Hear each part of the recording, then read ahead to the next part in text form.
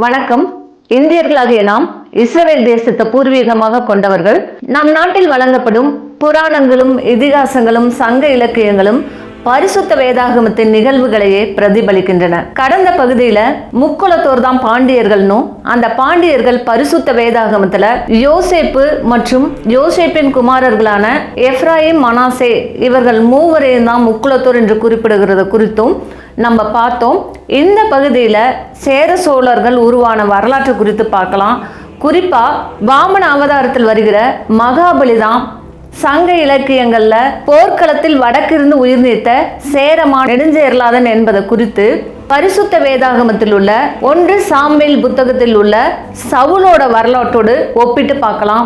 மேலும் 1 சாமுவேல் புத்தகத்துல வர்ற அந்த சவுல் தான் சேரமான் நெடுஞ்சேரலாதன் என்பது குறித்தும், அந்த 1 சாமுவேல் புத்தகத்தில் வருகிற தாவீது தான் சோழ பெருமான் என்று அழைக்கப்படுகிற இளஞ்சேட் சென்னி அப்படிங்கிறத குறித்தும் நம்ம விரிவாகவும் விளக்கமாகவும் பார்க்கலாம். வாமன அவதாரத்தை குறித்து பார்க்கலாம். மகாபலி என்ற அசுர அரசன் இந்த உலகத்தை ஜெயிக்கிறதுக்கு வேண்டி மிகப்பெரிய யாகம் ஒன்றை பண்ணினா. கடவுள் அந்த யாகத்தை முறியடிக்கிறதுக்கு வேண்டி குள்ள பிராமணனான உபேந்திரனுடைய வடிவத்துல அந்த யாகத்திற்கு வந்தாரு. வந்து 3 அடி நிலத்தை தானமாக அந்த மகாபலி அரசனிடம் கேட்டாரு. இந்த மாதிரி மிகப்பெரிய யாகம் பண்றவங்க தான தர்மங்கள் பண்ணுவது மரபு. எனவே அந்த மகாபலி அரசனும் நிலத்தை தானமாக கொடுக்கறதுக்கு ஒத்துக்கிட்டான். உடனே அந்த குள்ள பிராமண உருவமானது வானத்திற்கும் பூமிக்கும் ஆக விஸ்வரூபம் எடுத்து ஒரு அடியை பூமியிலையும் மற்றொரு அடியை வானத்திலையும் வைத்து மற்றொரு அடிக்கு நிலம் எங்கே அப்படின்னு சொல்லிட்டு அந்த மகாபலி அரசன்கிட்ட கேட்குறாரு. அந்த மகாபலி அரசன் தன்னுடைய அகங்காரம் அழிந்து தன்னை தாழ்த்தி தன்னுடைய தலையை 3வது அடிக்கு ஒப்பு கொடுத்தான். கடவுள் 3வது அடிக்கு அவனோட தலையில காலை வைத்து, உன்னுடைய வாழ்வு முடியும் வரைக்கும் இந்த உலகத்துல ஆட்சி செஞ்சுட்டு நீ என்ன வந்தடை அப்படின்னு சொல்லிட்டு ஆசீர்வதிச்சுட்டு போயிடுறாரு. வாமன அவதாரத்துல வர உபேந்திரன் அப்படின்னு அழைக்கப்படுற அந்த குள்ள பிராமணன் சங்க இலக்கியங்கள்ல குருமுனி என்று அழைக்கப்படுகிறாரு. இந்த குருமுனி தான் அகத்தியர். 2 அகத்தியர் இருக்காங்க. முதல் அகத்தியர் குருமுனி. இவர் தான் பரிசுத்த வேதாகமத்துல மோசே என்று அழைக்கப்படுகிறாரு. 2வது குருமுனி, இவர் வடபால் முனிவன் என்று அழைக்கப்படுகிறாரு. அகத்தியர் என்றாலே குள்ள வடிவமாக தான் காட்டியிருக்காங்க. இந்த குள்ள வடிவம் தான் வாமன அவதாரத்துல உபேந்திரன் என்று பெயர் பெற்றிருக்கிறத பார்க்கலாம். அந்த வடிவத்துல தான் கடவுள் வந்ததாக சொல்லப்பட்டிருக்கு. இந்த நிகழ்வு குறித்து பரிசுத்த வேதாகமத்திலிருந்து நம்ம 1 சாமுவேல் புத்தகத்திலிருந்து நம்ம பார்க்கலாம்.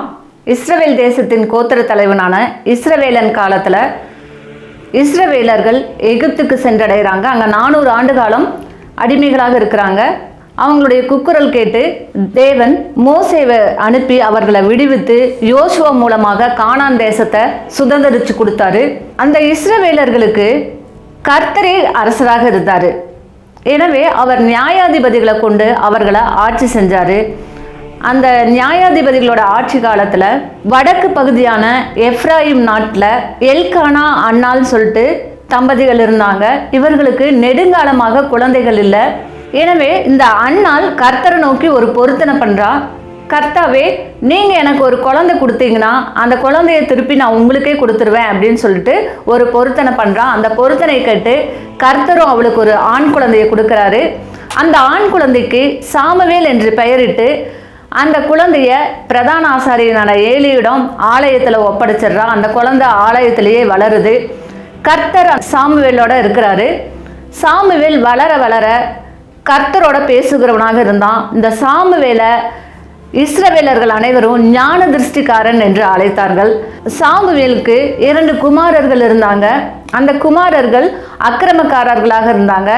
சாமுவேலோ இஸ்ரவேலர்களை நியாயம் விசாரித்து நியாயாதிபதியாகவும் பிரதான ஆசாரியனாகவும் இருந்தான். அந்த காலகட்டத்தில் இஸ்ரவேல் கோத்திரத்து 14 கோத்திரத்தை சேர்ந்த மூப்பர்களும் இந்த சாமுவேலிடம் மற்ற தேசங்களை போல எங்களை ஆள்றதுக்கு ஒரு ராஜா வேண்டும் அப்படின்னு சொல்லிட்டு கேட்குறாங்க.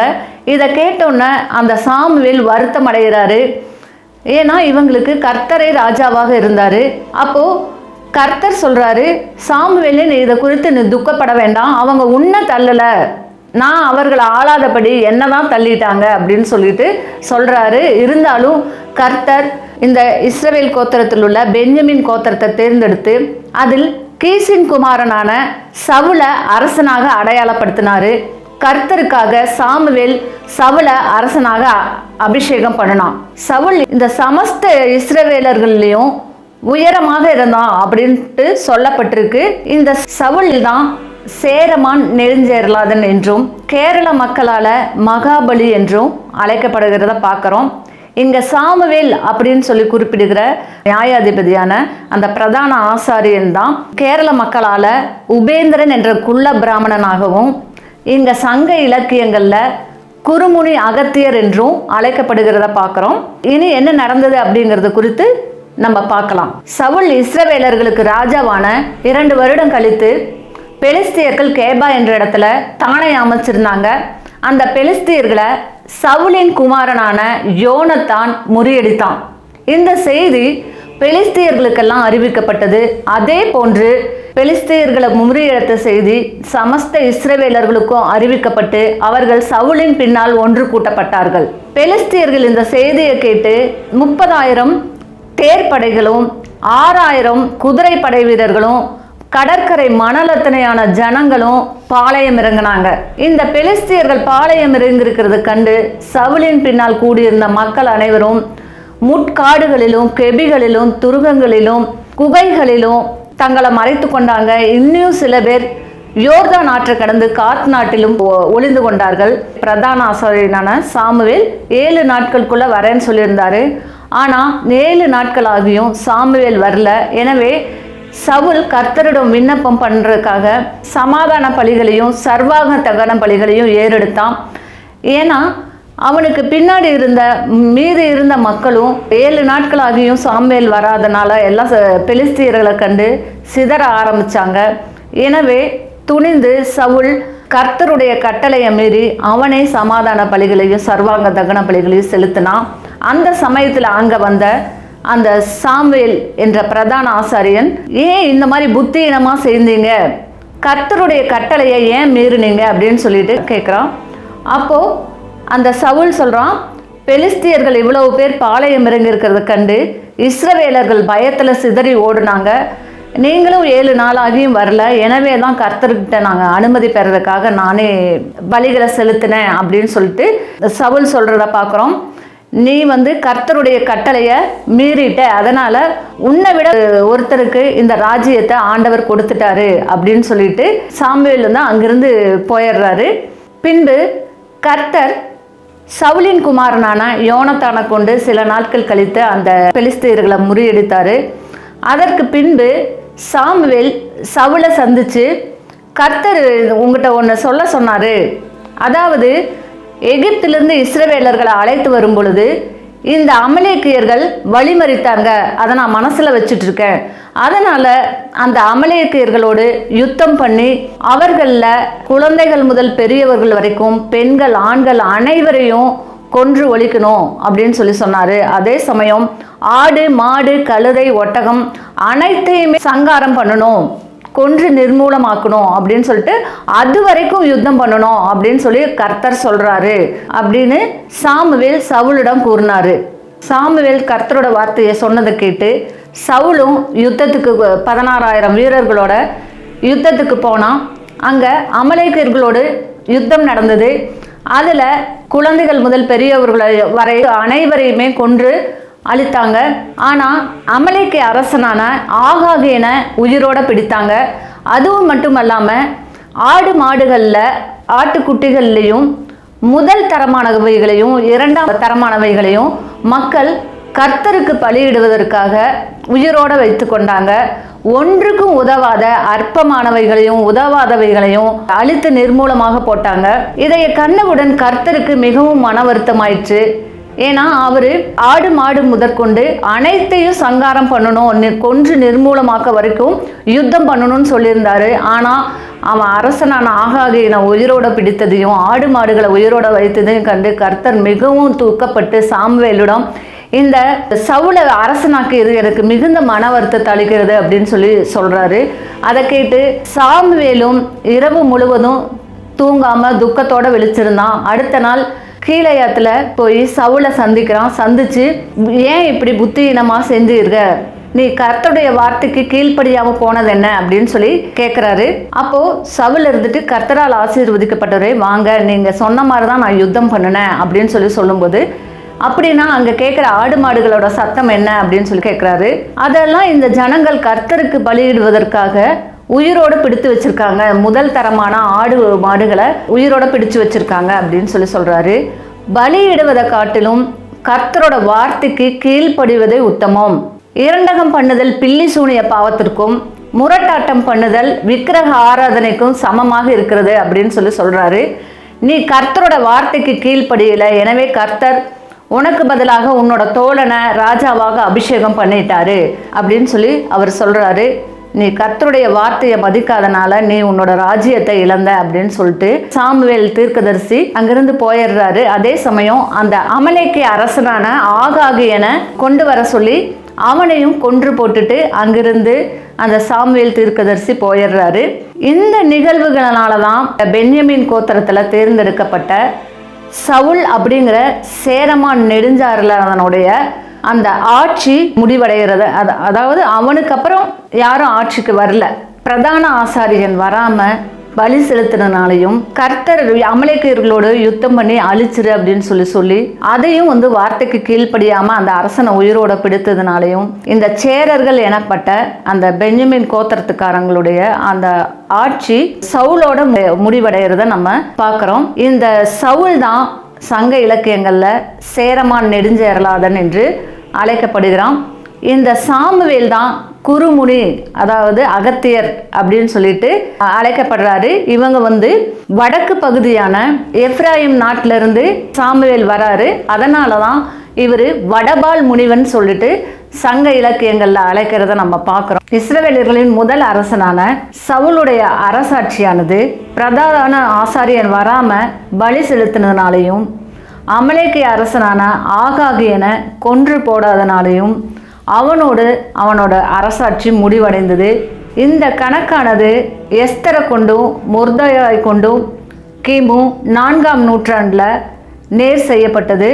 அதே அமலேக்கிய அரசனான ஆகாகியன் வழிவந்த ஆமான சவுலின் வழிவந்த மொர்தெகாயும் எஸ்தரும் அமலேக்கியர் முழுவதும் அழித்து அந்த ஆமானையும் கொன்று போட்டதை குறித்து எஸ்தர் புத்தகத்திலிருந்து நம்ம பார்க்குறோம். இந்த எஸ்தரோட வழி வந்தவர் தான் அசோகர். எனவே தான் இந்த வெண்ணி போரை குறித்தும் இளஞ்சென்னி மற்றும் கரிகாலனை குறித்தும் தன்னுடைய கல்வெட்டில் எழுதியிருக்கிறத நம்ம பார்க்குறோம். இவற்றிலிருந்து இந்த பரிசுத்த வேதாகமத்தில் உள்ள நிகழ்வுகள் தான் இங்கே எங்கும் சங்க இலக்கியங்கள்லேயும் புராணங்கள்லேயும் இதிகாசங்கள்லேயும் பரவி இருக்கிறத நம்ம தெரிஞ்சுக்கலாம். அடுத்ததாக இந்த சவுலோட வரலாற்றை சேரமான் நெடுஞ்சாரலானோட வரலாற்றோடு ஒப்பிட்டு பார்க்கலாம். அதே சமயம் இங்கே இளஞ்சென்னி அப்படின்ற ஒரு ராஜா உருவாகிறத குறித்தும் இதை தொடர்ச்சியாக நம்ம பார்க்கலாம். இந்த நிகழ்வுகளுக்கு பிறகு சாமுவேல் சவுலை குறித்து மிகவும் துக்கம் அடைந்து கொண்டிருந்தான். இதை கண்டு கர்த்தர், எவ்வளவு நாள் நீ சவுலுக்காக துக்கப்படுவ? நீ எனக்காக யூதா கோத்திரத்தில் உள்ள ஈசாயின் குமாரனான தாவீத அரசனாக அபிஷேகம் பண்ணு அப்படின்னு சொல்லிட்டு சொல்றாரு. கர்த்தருக்காக சாமுவேலும் ஈசாயின் குமாரனான தாவீத அரசனாக அபிஷேகம் பண்றாரு. தாவீது அழகிய கண்களும் சிவந்த மேனியும் அழகிய ரூபத்துடனும் இருந்தான் அப்படின்னு சொல்லி சொல்லப்பட்டிருக்கு. இந்த தாவீது இந்த அழகிய கண்களும் சிவந்த மேனியும் அப்படிங்கிறத கொண்டுதான் கோச்செங்கண்ணன் அப்படின்னு சொல்லிட்டு சங்க இலக்கியங்கள்ல அழைக்கப்படுறாரு. இந்த தாவீது சிறுவனாக இருக்கும்போதே அரசனாக அபிஷேகம் பண்ணப்பட்டான். அதனால தான் இளம் சேய் அப்படின்ற அர்த்தத்தில் இளம் சேட் சென்னி அப்படின்னு சொல்லிட்டு சங்க இலக்கியங்கள்ல அழைக்கப்படுறாரு. எப்பவுமே தமிழ்ல காரண பெயர்கள் தான் இருக்கும். அதனால தான் இந்த பெயர்கள்ல இருக்கிறத பார்க்குறோம். மேலும் இவனை நன்னன் என்ற பெயர்லையும் சங்க இலக்கியங்கள்ல அழைக்கப்படுறத பார்க்குறோம். இந்த இளம் சேட் சென்னியை குறித்து என்ன சொல்லப்பட்டிருக்குன்னா, அதாவது ஒரு அரசன் இருக்கும்போதே இவன் தன்னை அரசனாக அறிவித்து கொண்டான் அப்படின்னு சொல்லிட்டு சொல்லப்பட்டிருக்கு. அது பரிசுத்த வேதாகமத்தில் சவுல் அரசனாக இருக்கும்போது தான் இந்த தாவீது அரசனாக அபிஷேகம் பண்ணப்பட்டான். இதை குறித்து தான் சொல்லப்பட்டிருக்கு. மேலும் இளஞ்சேட் சனியை குறித்து என்ன சொல்லப்பட்டிருக்குன்னா, இவன் போர்க்களத்துல யானை மீது அமர்ந்து வரும்போது சிவந்த சூரியன் வருமாறு இருப்பான் அப்படின்னு சொல்லிட்டு சொல்லியிருக்காங்க. ஏன்னா இவன் சிவந்த மேனியை உடையவன் அப்படின்றதுல கருத்தில் கொண்டு இவனை சிவந்த சூரியனாக உருவகப்படுத்தியிருக்கிறதை நம்ம பார்க்குறோம். இவற்றிலிருந்து இந்த தாவீது தான் சங்க இலக்கியங்கள்ல இளஞ்சேட் சென்னி என்றும் கோச்செங்கண்ணன் என்றும் நன்னன் என்றும் அழைக்கப்படுகிறத நம்ம பார்க்குறோம். இந்த தாவீது ஆடு மேய்ப்பவனாக இருந்தான். இந்த ஆடுகளை மேய்த்து கொண்டிருக்கும் போது யாழ் இசைத்து கர்த்தரை துதிப்பவனாக இருந்தான். மேலும் இந்த ஆடுகளை கொல்றதுக்காக கரடியோ சிங்கமோ வந்தா அதோட வாயை கிழித்து இவன் கொன்று போடத்தக்க வீரமுடையவனாகவும் இருந்தான். இந்த தாவீது அரசனாக அபிஷேகிக்கப்பட்டவுடன் சவுலிடம் இருந்த பரிசுத்த ஆவி எடுத்துக்கொள்ளப்பட்டது, அவனுக்கு அசுத்த ஆவி கொடுக்கப்பட்டது. எனவே இந்த தாவீது சவுலுக்கு அசுத்த ஆவி வரும்போதெல்லாம் யாழ் இசைத்து பாட்டு பாடி கர்த்தரை துதித்து அந்த அசுத்த ஆவியை ஓட்டுபவனாக இருந்தான். இந்த மாதிரி ஒரு காலகட்டத்துல பெலிஸ்தியர்கள்ல கோலியாத் என்ற ராட்சதன் ஒருவன் இருந்தான். அவன் இந்த இஸ்ரவேலர்களை பார்த்து அரைக்கூவல் விடுத்தான், என் கூட ஒத்தை கொத்த வந்தீங்கன்னா பெலிஸ்தியர்கள் அனைவரும் உங்களுக்கு அடிமை அப்படின்னு சொல்லியிருந்தான். இதை கேட்டு அந்த அரசனான சவுல் முதல் கண்டு சமஸ்த இஸ்ரவேலர்களும் பயந்தாங்க. தாவீது மட்டும் விருத்த சேதனம் இல்லாத ஒருத்தன் வந்து நம்மளை பார்த்து இப்படி பேசுறதா, கர்த்தர் என்னோட இருக்கிறாரு, நான் அவனை ஜெயிச்சுட்டு வரேன் அப்படின்னு சொல்லி அவன் கூட போரிட்டு அந்த கோலியாத்தை கொன்று போட்டுறான். இவன் சிறுவனா இருக்கும்போது தான் இந்த கோலியாத்தை கொன்றான். மேலும் இந்த சவுல் அந்த கோலியாத்தை கொன்றான். கோலியாத்தை கொல்றவங்களுக்கு தன்னுடைய மகளை திருமணம் பண்ணி கொடுத்து பாதி தேசத்தையும் கொடுப்பதாக அறிவித்திருந்தான். அப்போ இந்த தாவீது கோலியாத்தை கொன்றவுடன் இஸ்ரவேலர்கள் அனைவரும் சவுல் கொன்றதோ 1000, தாவீது கொன்றதோ 10000 அப்படின்னு சொல்லிட்டு முறையாக பாடினார்கள். இதை கண்டவுடன் சவுலுக்கு பொறாமை வந்தது. தன்னை விட அந்த தாவீதை அதிகமா புகழ்றதை கண்டு அவனை பகைவனாக எண்ணினான். எனவே 100 பெலிஸ்தியர்களோட நுனித்தோலை கொண்டு வந்தாதான் தன்னோட மகளை திருமணம் செய்து வைப்பதாக கூறினான். அப்போதுதான் அந்த பெலிஸ்தியர்கள் தாவீதை கொன்று விடுவார்கள் என்ற எண்ணத்துல அந்த மாதிரி கூறினான். ஆனா தாவீது 200 பெலிஸ்தியர்களோட நுனித்தோலை கொண்டு வந்து சவுளுடைய மகளான மீகாலை திருமணம் பண்ணிக்கிறான். ஆனாலும் சவுல் இந்த தாவீதை எதிரியாகவே பார்த்தான். அதனால தாவீது சவுல் தன்னை கொன்றுவிட துடிப்பதை எண்ணி அவன் காட்டுக்குள்ள போய் ஓடி ஒளிந்து கொண்டான். அவனோடு கடன்காரர்களும் முறுமுறுக்கிறவங்களும் துரத்தி விடப்பட்டவர்களும் எல்லாரும் அவன் கூட சேர்ந்து கொண்டாங்க. இந்த நாட்கள்ல சவுல் தாவீதை கொல்லணும் அப்படின்ற எண்ணத்தோட பல முறை தாவீதை தேடி அலைஞ்சான். ஆனா தாவீது அவன் கைக்கு அகப்படல. ஆனா சவுல் 3 முறை தாவீதோட கைக்கு அகப்பட்டான். அந்த அகப்பட்ட சமயத்துல எல்லாமே கர்த்தரால் அபிஷேகம் பண்ணப்பட்ட ஒருத்தரை நான் எக்காரணத்தை கொண்டும் கொல்ல மாட்டேன், ஒன்று அவனாக சாகணும், இல்லை யுத்தத்தில் மடியணும், அப்படி மட்டும்தான் நடக்குமே தவிர நான் அவனை தொடமாட்டேன் அப்படின்னு சொல்லிட்டு தாவீது ஒவ்வொரு முறையும் அவனை தப்பிக்க விட்டான். இதனால தான் தாவீதை கர்த்தர் தன்னுடைய இருதயத்திற்கு ஏற்றவன் அப்படின்னு சொல்லிட்டு சொல்றத நம்ம பார்க்குறோம். இந்த மாதிரி சூழ்நிலையில இனி சவுல் தன்னை கொன்று விடுவான் அப்படின்ற ஒரு பயத்துல அவன் காத் நாட்டு அரசனான ஆகீஸிடம் சென்று அடைக்கலமாக ஒரு சிக்லாக் என்ற நகரை பெற்றுக்கொண்டு அங்க குடியிருந்து அந்த பெலிஸ்தியர்களை கொள்ளையடித்து அதை இஸ்ரவேலர்களுக்கெல்லாம் கொடுப்பவனாக வாழ்ந்து கொண்டிருந்தான். இந்த மாதிரி ஒரு சூழ்நிலையில பெலிஸ்தியர்கள் இஸ்ரவேலர்களோடு யுத்தம் பண்ண பாளையம் இறங்கினாங்க. இஸ்ரவேலர்களும் கில்போ மலையில பாளையம் இறங்கினாங்க.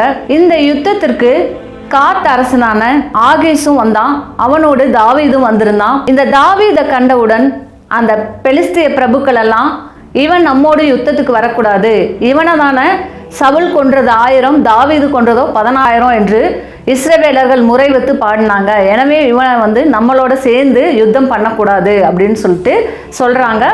அதனால அந்த யுத்தத்துல கலந்துக்காம தாவீது திருப்பி அனுப்பப்பட்டான். தாவீது அந்த யுத்தத்துல கலந்துக்கல. இந்த பெலிஸ்தியர்களுக்கும் இஸ்ரவேலர்களுக்குமான யுத்தத்தை தான் சங்க இலக்கியங்கள்ல வெண்ணி பரந்தலை போர் என்று அழைக்கப்படுகிறது. அதை குறித்து நம்ம பார்க்கலாம். இஸ்ரவேலர்களுக்கும் பெலிஸ்தியர்களுக்கும் யுத்தம் ஏற்படுது. இந்த யுத்தத்துல இஸ்ரவேலர்கள் வெட்டி கொல்லப்பட்டார்கள். சவுலின் 3 குமாரர்களான அபினதாப், மல்கிசூவா, யோனத்தான் இவர்கள் மூவரும் வெட்டி கொல்லப்பட்டார்கள். சவுலும் வில்வீரர்களால காயப்பட்டு குற்றுயிரும் குலையுயிருமாக இருந்தான். அப்ப அந்த சமயத்துல அவன் தன்னுடைய ஆயுததாரியை நோக்கி, விருத்த சேதனம் இல்லாத அந்த மனுஷர்களால நான் கொல்லப்படக்கூடாது, எனவே நீ என்னை கொன்று போட்டுடு அப்படின்னு சொல்லி கேட்குறான். ஆனால் அந்த ஆயுததாரி அதுக்கு ஒத்துக்கல, உங்களை நான் என்னால் கொல்ல முடியாது அப்படின்னு சொல்லிடுறான். எனவே அந்த சவுல் போர்க்களத்திலேயே ஒரு ஈட்டியை நட்டு அதுல பாய்ந்து தன்னோட உயிரை மாய்த்து கொண்டான். அவன் உயிரை மாய்த்து கொண்டதை கண்டு இந்த ஆயுததாரியும் தன்னுடைய உயிரை மாய்த்து கொள்றான். அடுத்த நாள் பெலிஸ்தியர்கள் வந்து பார்த்து இவர்கள் எல்லாரும் இறந்து கிடப்பதை கண்டு இந்த சவுலுடைய தலையை வெட்டி பெலிஸ்தியர் நகரெங்கும் எல்லாத்துக்கும் கொண்டு போய் காட்டிட்டு பின்னர் அதைய அஸ்திரோத் கோயில்ல வச்சிடறான். இந்த நிகழ்வு 2 நாள் கழித்து ஒரு அமலேக்கியன் மூலமாக தாவீதுக்கு சொல்லப்பட்டது. அந்த அமலேக்கியன் என்ன சொல்றான்னா, போர்க்களத்துல சவுல் குற்றுயிருமா குலையுயிருமா இருந்தாரு, என்னைய வெட்டி கொன்று அப்படின்னு சொன்னாரு. நான் தான் அவரை வெட்டி கொன்னுட்டு அவருடைய மணி முடியையும் அஸ்த கடகங்களையும் எடுத்து வந்திருக்கேன், எந்தாங்க அப்படின்னு சொல்லி கொடுக்குறான். அப்போ கர்த்தரால் அபிஷேகம் பண்ணப்பட்ட ஒருத்தரை நீ வெட்டி கொன்னுட்ட அப்படின்னு சொல்றதுக்கு உனக்கு எவ்வளோ தைரியம் அப்படின்னு சொல்லிட்டு அந்த அமலேக்கியனை அந்த நிமிஷமே வெட்டி கொன்னுடுறான் தாவீது. அதே சமயம் தன்னுடைய உயிர் நண்பனான யோனத்தான் இருந்ததை அவனால் தாங்க முடியல. மேலும் கர்த்தரால் அபிஷேகம் பண்ணப்பட்ட அந்த சவுலும் யோனத்தான் அவனுடைய குமாரர்களும் மிகவும் பராக்கிரமசாலிகளாக இருந்தார்கள். இந்த பராக்கிரமசாலிகள்லாம் இப்படி கொல்லப்பட்டாங்களே அப்படின்னு சொல்லிட்டு சவுல் மேலும் யோனத்தான் மேலும் இவன் புலம்பல்களை பாடினதை பார்க்குறோம். யோனத்தானுடைய சிநேகிதம் எவ்வளவு இன்பமாக இருந்தது அப்படின்னு சொல்கிறான். பெண்களுடைய சிநேகிதத்தை விட அவனுடைய சிநேகிதம் இன்பமாக இருந்துச்சு அப்படின்னு சொல்கிறான்.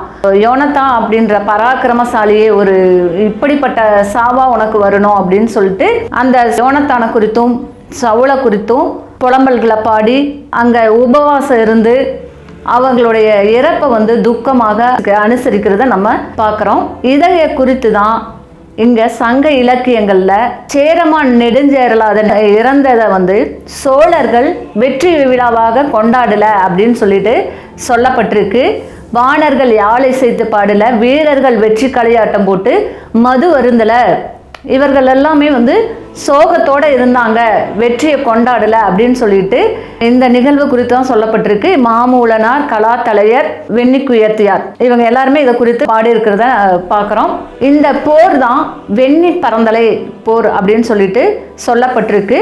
இங்கே சவுல் அந்த ஈட்டியில பாய்ந்து உயிரிழந்ததை குறித்து இங்க சங்க இலக்கியங்கள்ல இளஞ்சேட் சென்னியின் குமாரனான கரிகாலன் தான் குத்திட்டதா சொல்லப்பட்டிருக்கு.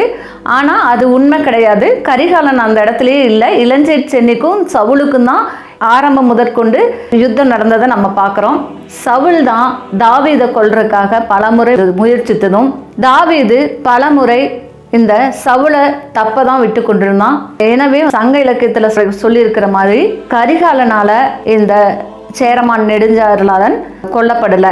தானே தான் விருத்த சேதனம் இல்லாத ஒருத்தனால நான் கொல்லப்படக்கூடாது அப்படிங்கிறதுக்காக போர்க்களத்தில் ஈட்டி மேலே பாய்ந்து தன்னுடைய உயிர் நீத்தான். இந்த சேரமான் நெடுஞ்சேரலாதனுடைய பிறந்த நாளை தான் ஓணம் நன்னாளாக கொண்டாடினாங்க அப்படின்னு சொல்லிட்டு இந்த ஓணம் நன்னாளை குறித்து சங்க இலக்கியங்கள்ல சொல்லப்பட்டிருக்கு.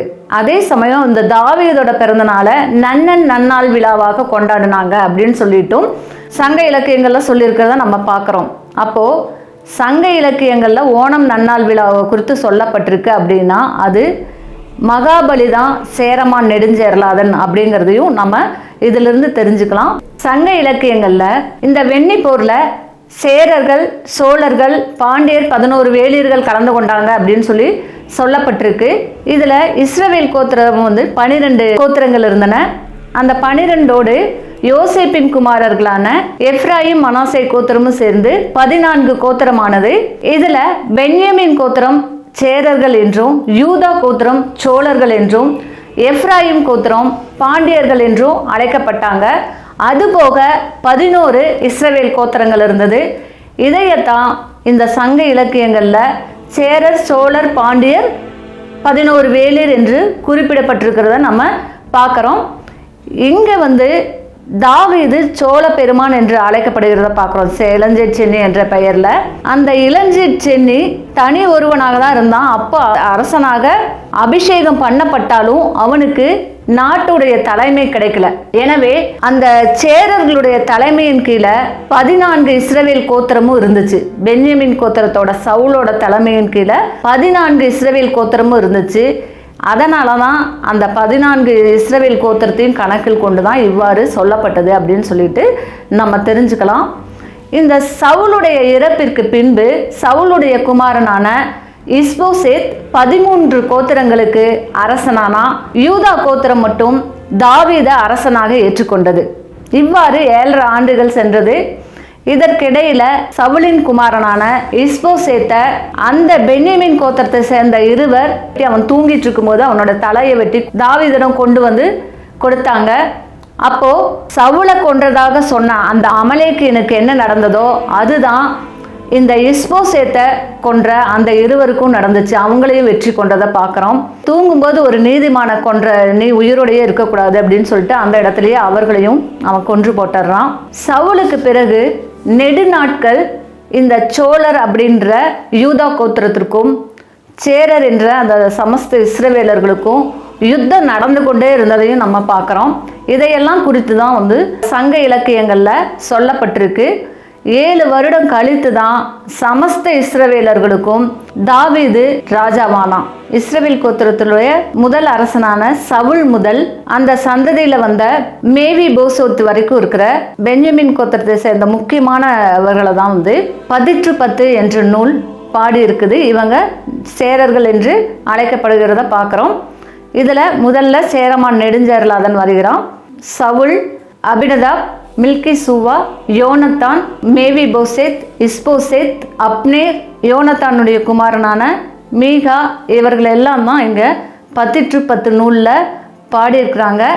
ஏன்னா சேர அரசர்களையே கடைசி அரசனாக சங்க இலக்கியங்களில் சொல்லப்பட்டிருக்கிறவன் முடங்கி கிடந்த நெடுஞ்சேரலாதன். முதல்ல சேரமான் நெடுஞ்சேரலாதன் வடக்கிருந்து உயிர் துறந்தவன். கடைசியில முடங்கி கிடந்த நெடுஞ்சேரலாதன் அப்படின்னு சொல்லப்பட்டிருக்கு. தாவீது இந்த இஸ்போசேத்தை இறந்தவுடன் நான் என்னுடைய நண்பன் யோனத்தானுக்காக நான் ஏதாவது பண்ணணும் அப்படின்னு சொல்லிட்டு இந்த சந்ததியில யாராவது உயிரோடு இருக்காங்களா அப்படின்னு சொல்லி கேட்டு அந்த யோனத்தான் குமாரனான மேவி போசேத்தை கண்டுபிடிக்கிறான். அந்த தாதி குழந்தையா இருக்கும்போது அவனை எடுத்துட்டு தப்பிச்சு ஓடும்போது அந்த குழந்தை கீழே விழுந்து அவனுடைய 2 கால்களும் முடமாயிருது. யோனத்தானுடைய குமாரனான அந்த 2 கால்களும் முடமான குமாரனை தான் சங்க இலக்கியங்களில் முடங்கி கிடந்த நெடுஞ்சேரலாதன் என்று அழைக்கிறாங்க. அதே சமயம் 2ஆம் சங்க நூலில் இவனை முடத்திருமாறன் அப்படின்னு சொல்லிட்டு குறிப்பிடப்பட்டிருக்கான். ஏன்னா 2வது சங்கத்தில் கலந்துக்கிட்டவன் அப்படின்ற பேரில் சொல்லப்பட்டிருக்கு. தாவீது அவனை அரசனுக்குரிய அங்கீகாரம் கொடுத்து தன்னோட பந்தியில் தன்னோட அமர வைத்து அவனோட காலமெல்லாம் அவனை கவனிச்சுக்கிட்டதை நம்ம பரிசுத்த வேதாகமத்திலிருந்து நம்ம தெரிஞ்சுக்கிறோம். எனவே இந்த சவுல் மற்றும் அவனோட கூட இருந்த முக்கியமானவங்களை தான் இந்த 10 நூல் சொல்லுது அப்படிங்கிறது இதிலிருந்து நம்ம தெரிஞ்சுக்கலாம். இனி சேரர்கள் தமிழ்நாட்டிலையும் இந்தியாலையும் என்ன பெயரில் இருக்காங்க அப்படிங்கிறத குறித்து நம்ம பார்க்கலாம். நமக்கு தெரிஞ்சு சேரர்கள் அப்படிங்கிறது கேரளா மற்றும் இந்த கொங்கு நாடு பகுதியை தான் நம்ம குறிப்பிடுகிறோம். ஆனால் சங்க இலக்கியங்களில் இந்த சேரர்களை வடுகர்கள் என்று அழைக்கப்பட்டிருக்கிறத நம்ம பார்க்குறோம். இந்த வடுகர்கள் அப்படிங்கிறவங்க மகாராஷ்டிராவில் நாயக் என்றும், ஒடிசாவில் குருநாயக் என்றும், தெலுங்கு கம்பளத்தார் நாயக்கர் என்றும், கன்னடக்காரங்களையும் கன்னட கம்பள நாயக்கர் என்றும், கவுடர் என்றும், தமிழ்நாட்டில் கவுண்டர்கள் என்றும் அழைக்கப்பட்டிருக்கிறத நம்ம பார்க்குறோம். கேரளாவில் சேரமான் நெடுஞ்சேரலாதனோட பிறந்த நாளை ஓணம் நன்னாள் விழாவாக கொண்டாடுவது போன்று தமிழ்நாட்டில் கவுண்டர்கள் இன்றும் வள்ளி கும்மி ஒன்று நடத்தி வருகிறத பார்க்குறோம். இஸ்ரவேல் தேசத்தின் கோத்திர தலைவனான ஈஸ்வரவேலனுடைய வரலாற்றை அறுபடை வீடுகள் அப்படின்னு சொல்லி போட்டிருக்கேன். அந்த ஈஸ்வரவேலனுடைய மனைவியான ராகேல் தான் இங்க வள்ளி என்று அழைக்கப்படுகிறத பார்க்குறோம். ஏன்னா அந்த ஈஸ்வரவேலன் முதலாக ராகேலை சந்திக்கும் போது அவன் மந்தையை மேய்க்கிறவளாக இருந்தா, அதனால தான் அவன் வேட்டுவலுடைய மகனாக காட்டப்பட்டிருக்கிறான். அந்த வள்ளியுடைய குமாரர்கள் தான் இந்த சேரர்களும் பாண்டியர்களும். எனவே இன்று வரைக்கும் ராகேல வள்ளி என்ற பெயர்ல இங்க வள்ளி கும்மி நடத்தி வராங்க. இனி இளஞ்சேட் சென்னி என்கிற அந்த சங்க இலக்கியத்துல வர அரசனை குறித்து தாவீதோட வரலாற்றோட ஒப்புமைப்படுத்தி அடுத்த பகுதியில் பார்க்கலாம்.